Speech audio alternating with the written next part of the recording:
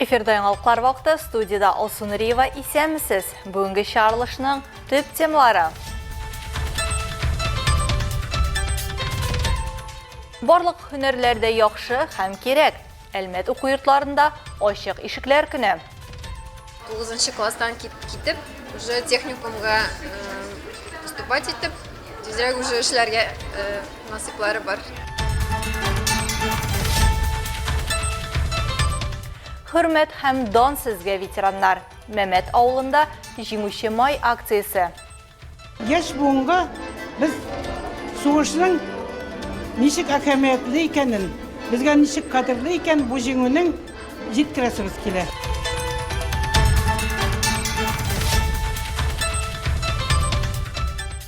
Яш йөзүчеләр ярыша. Калабызда йөзү буенча Әлмәт беренчелеге узды. Мы бы хотели, чтобы у наших детей, которые принимают участие на этих соревнованиях, понятие было, что такое космос, что такое космонавт, и им космических результатов.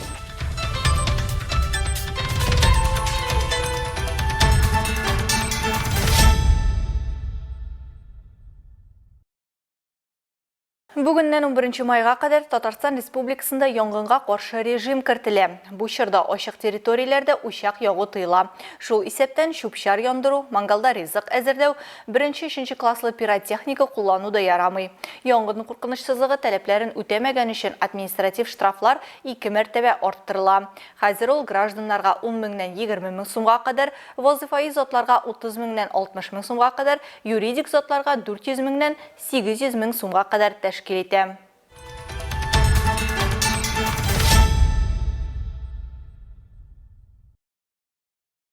Барлык һөнәрләрдә яхшы, барлык һөнәрләрдә кирәк. Әлмәт политехник техникумында ачык ишекләр көне узды. Чыгарылыш сыйныф укучылары төрле юнәлешләр буенча остаханәләрдә катнашып, якыннанрак булачак һөнәрләр белән таныштылар. Чарада әтиәннәр дә игътибарсыз калмады. Алар өчен техникум буйлап экскурсия үткәрелде. Һөнәрне никадәр иртәрәк сайласаң, шул кадәр тизрәк акча эшли башлыйсың. Регина Хайбрахмановның улы шулай дип саный. Шуңа күрә ул баласы укырга теләгән уку йортында эшче һөнәрләре вәкилләренең ничек укуларын үз күзләре белән карарга килгән. Балалар хәзер уже безнең институтта укырга яратмыйлар, теләмиләр, тизрәк эшләргә хотят уже. Шуңа күрә 9 класстан китеп, уже техникумга поступать итеп, тизрәк уже эшләргә насыйплары бар. Несколько слов хочу сказать о техникуме. Бу уку йортын сайлаучылар шактый дип педагоглар. Әлмәт политехник техникумы озак еллар эчендә төрле тармаклар өчен кадрлар алачагы булып тора. Техникуму на сегодняшний день 60. Техникум 2 елга үзенең 60 еллык юбилеен билгеләп үтәчәк. Әлеге дәврдә бу уку йорты диварларында 30 меңнән артык белгеч әзерләнә. Алар бүген бөтен Россия буенча таралган. Владивостоктан алып Калининградка кадәр эшлиләр. По разным отраслям экономики работает от Владивостока до Калининграда, в странах ближнего зарубежья. Әлмәттә ачык ишекләр көнне 100дән артык укучы килә. Бер-берсенә комачауламасын өчен аларны берничә төркемгә бүләләр. Берәүләр остаханәләр буенча йөргән арада, икенчеләре актлар залында таныша тора. Бүген техникумда 2588 студент 14 белгечлек буенча белем ала. Яңа уку елына бюджет буенча 330 һәм бюджеттан тыш уку формасы буенча 300 урын бүлеп бирелгән. Это мероприятие, оно проводится... 2023 елда техникум профессионалитет федераль проектында җиңүче булды. Һәм шул вакыттан алып бер көнне без шундый әһәмиятле чара үткәрәбез. Бу чара Россия Федерациясенең бөтен территориясендә бер көндә үткәрелә. Каждый год в определенное время мы проводим такое значимое мероприятие. Белгечләр әйтүенчә, елдан-ел мәгълүмати юнәлешне сайларга теләүче абитуриентлар саны арта. IT өлкәсе заманча ихтыяҗга җавап бирә. Эшче белгечлекләр кичә, бүген һәм иртәгә кирәк. Нефть тармагы һәм төзелеш юнәлеше буенча укырга теләүчеләр дә күп. Егор Львов архитектор булырга тели. Яхшы укый, шуңа бюджетка керергә өметләнә. Желание стать именно архитектором. Архитектор булу теләге минем зур шәһәргә килгәч туды. Мин үзем кечкенә авылда яшим. Шәһәрдәге зур биналарны күргәч, йөрәгем туктаган сыман була. Аларны һәм алардан да яхшыракларны үземнең дә төзеп карыйсым килә. Я думаю, что вот именно такие же здания я хочу делать, или даже что-то, возможно, лучше. Килә алмаучылар өчен очрашу онлайн форматта трансляцияләнде.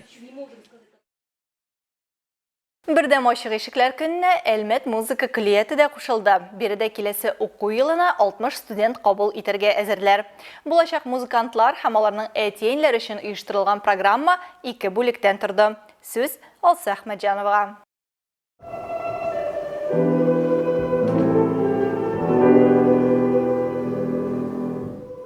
Алга таба уку өчен бу уку йортын сайларга теләгән һәркемгә бу көнне көллият эшчәнлеге белән танышу, 1нче курстан алып 4нче курска хәтле студентлар һәм укытучылар катнашында барлык бүлекләрнең концерт презентациясын карау, укытучылар һәм студентлар белән аралашу һәм уку йорты буенча экскурсиядә катнашу мөмкинлеге бирелде. Мәктәпне тәмамлаучылар өчен музыка көллияте 10 белгечлек тәкъдим итә. Бу инструменталь башкару, вокаль сәнгате, театр иҗаты, халык сәнгать иҗаты һәм башкалар. Алар күбесенчә 9нчы сыйныф укучылары өчен каралган. Укучылар арасында Әлмәт районыннан гына түгел, күрше шәһәр һәм районнардан да укырга киләләр.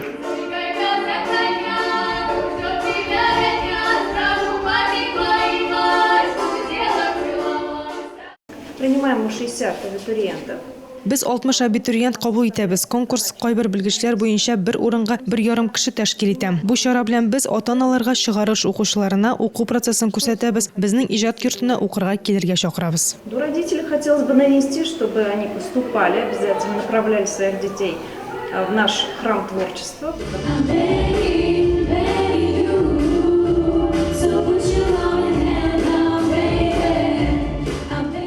Концерттан соң кунаклар һәр юнәлеш белән танышу өчен бүлекләргә юл тотты. Анда аларга һәр белгечлек тулаен сөйләп, уку процессы белән таныштырдылар. Мы проводим с ними совместные мастер-классы, мы приглашаем режиссеров, актеров, чтобы они работали с нашими студентами, и также на творческих встречах с ними участвуем. Бүген Әлмәт музыка көллиятендә 190 студент белем ала. Аларның 41-е быел чыгарыла. Алса Әхмәтҗанова, Александр Исаков, Яңалыклар вакыты, Луч, Әлмәт телекомпаниясе.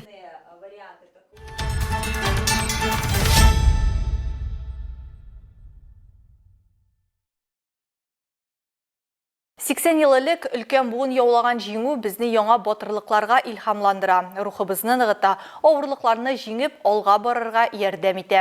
Безнең бурыч җиңүнең нинди югалтулар бәрабәренә яуланганын хәтердә саклау, һәлак булганнарны искә алу һәм ветераннарыбызга кайгыртучанлык күрсәтү.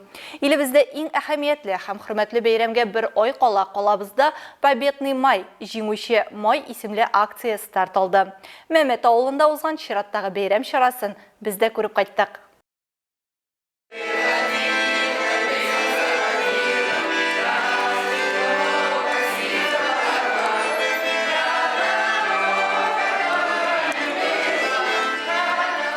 Мәдәният йорты ишеген атлап кергәч үк Совет халкының батырлыгына багышланган җырлар астына кунаклар сугыш еллары атмосферасына чума. Вакытка буйсынмый торган бөек ватан сугышы җырлары бүген дә кешеләрнең йөрәкләренә үтеп керә.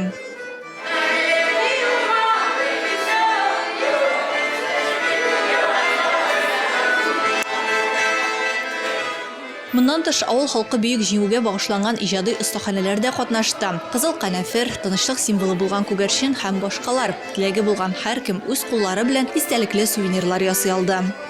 Остаханәләрнең берсе уңа шундый хәтер символы булган канәфер шешәге ясау иде. Аны Чупай авылыннан Камилә кергән. Камилә, сөйләп китегез әле, нәрсәләр кирәк әлеге шундый матур шешәкне ясау? Без бу шешәкне синильный проволокадан ясыйбыз һәм бөтен нәрсәне бу стержнеларга утыртабыз. Аны бөтен нәрсәне клей белән бергә җыябыз инде. Кызыл канәфер ул безнең җиңү уңаена бүләк, ул кан төсен аңлата, шуңа күрә без аны алдык. Бу бәйрәм халкыбызның батырлыгы, ныклыгы һәм какшамас рухы символы буларак һәрберебез өчен дә кадерле ди Гөлүсә Каюмова. Эшләрне ташлап, үзебезгә якын шушы җиңү бәйрәменә каршы 80 еллык әтиләребезнең сугышта катнашкан авылыбызның бүтән булган балалары, кешеләре һәммәбез рәхмәтле булып авыл мәдәният йортына җыелдык. Менә шушындай обстановкада бөтен нәрсәгә кушыласыбыз килә, беләсебез килә. Күзләребезгә яшьләр тыгыла, шушы ниләрне күргәч рәхмәт моны оештырган кешеләргә. Окоп шемнәре ясау буенча остаханә дә кунакларда кызыксыну уятты. Балалар Бөек Ватан сугышы вакытында әлеге предметның алыштыргысыз һәм ышанычлы ярдәмче булулары турында сөйләде.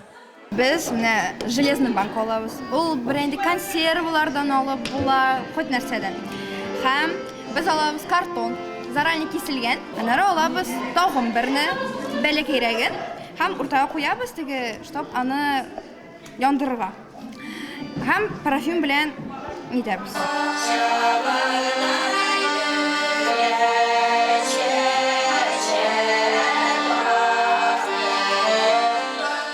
Фронт бригадасының җыр һәм биюләре беренче чиратта бөек җиңүне яулаучыларга багышлана. 1941 елда Мәмәт авылыннан 220 кеше сугышка киткән. Шуларның 151-е кире әйләнеп кайтмаган. 6-сы Кызыл Йолдыз ордены, 13-е батырлык өчен медале белән бүләкләнә. Бүген бер тылда хезмәт итүче генә исән. Җиңүче май акциясе Бөек Ватан сугышы геройлары истәлеген мәңгеләштерүгә һәм авыл халкы өчен бәйрәм кәефе тудыруга юнәлдерелгән.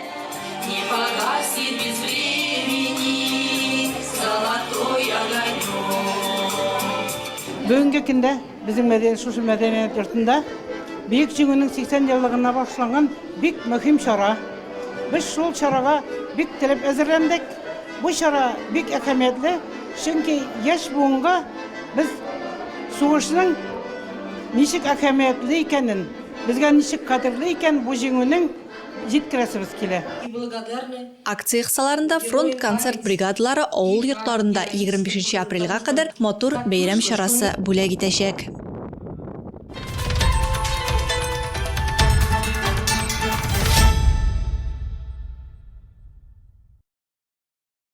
Бір 1945 елның 14 апрелінде тарих битләренә совет гаскәрләренең көнбатышка таба уңышлы хәрәкәте дәвамы белән кирип калган. Бу көнне 80 ел элек 3-нче Белорус фронты гаскәрләре Кёнигсбергтан төньяк көнбатыштарак һәм көнбатыштарак Земланд ярым утрауында сугышлар белән 60-тан артык торак пунктны ала. 7000-нән артык немец солдатын һәм офицерын әсирлеккә төшерәләр.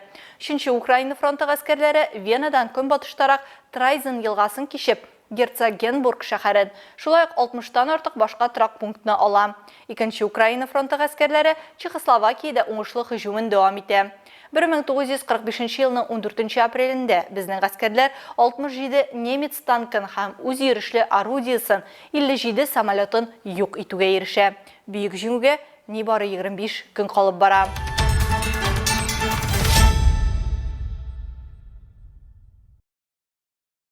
12 апрель бүтін илебез космонавтика көнен билгеләп үтте. 1961 елның 12 апрелендә дөньяны шау иткән СССРның космоста беренче икәнен раслаган вакыйга булып уза.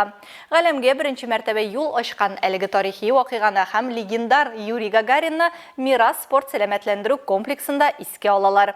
Биредә космонавтика көне уңаеннан йөзү буенча Әлмәт беренчелеге узды.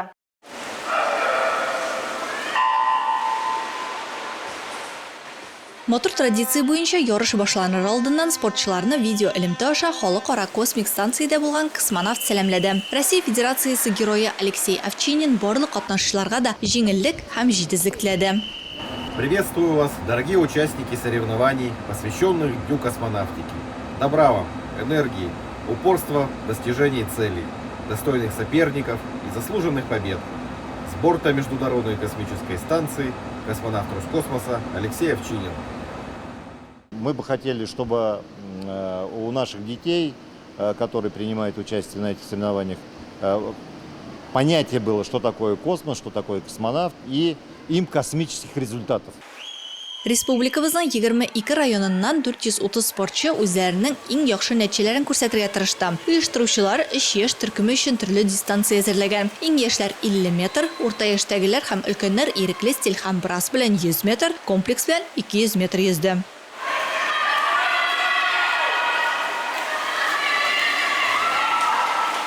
Ел сайын йөзү белән шөгыльләнүчеләр саны гына түгел, күрсәткечләр дәрәҗәсе дә артады оештыручылар. Безнең спортчылар республика, Россия һәм халыкара ярышларда даими яхшы урыннар яулыйлар. Бойлар сабасыннан килгән Алия Камалетдинова үзенең разрядын яхшыртырга тели. Яраткан йөзү стиле брас. Мин 7 яшьтән йөзәм. Мен өзімнің барас келді плаванияға. Мен конфет брас, потому что... Білмеймін.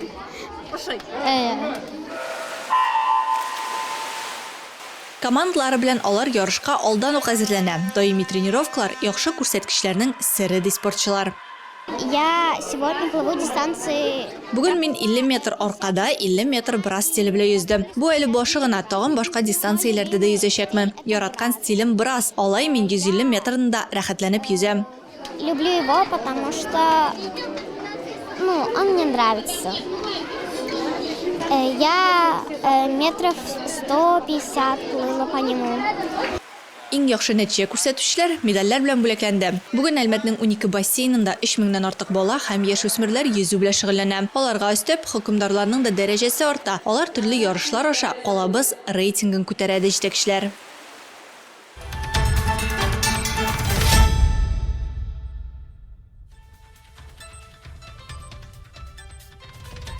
Хөрмәтле тамашачыларыбыз, яңалыклар чыгарылышының туры трансляциясын сез ВКонтакте социаль шелтәренә кереп, Луч Әлмәт төркемендә сәгать кичке 7-дә карый аласыз. Безнең иң кызыклы сюжетларыбызда рәсми аккаунтларыбызда урнаштырыла.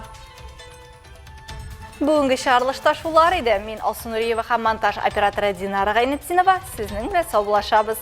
Исән сау булыгыз.